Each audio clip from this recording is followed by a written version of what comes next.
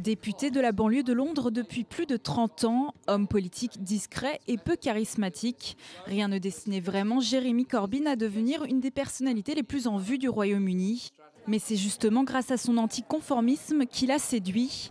Un végétarien de 66 ans qui se déplace à vélo et achète ses vêtements au marché. Il n'en fallait guère plus pour déclencher une véritable Corbyn mania sur les réseaux sociaux. Identifié comme proche du peuple, le travailliste incarne le rejet de la politique classique. Soyons une force de changement dans le monde, une force pour plus d'humanisme dans le monde, une force pour le rayonnement de notre pays et une force qui reconnaît que nous ne pouvons pas continuer à avoir des niveaux d'inégalité aussi grotesques, des menaces pour notre environnement aussi grotesques.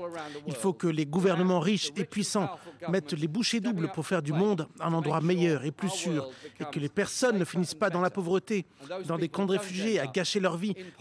Si l'ascension de Jeremy Corbyn est si inattendue, c'est aussi parce qu'il prône un virage politique à gauche toute. Après les élections catastrophiques de mai dernier, les travaillistes réclamaient plutôt un retour au centre. Mais hostile au plan d'austérité, Jeremy Corbyn s'inscrit lui dans la lignée des partis grecs Syriza ou espagnols Podemos.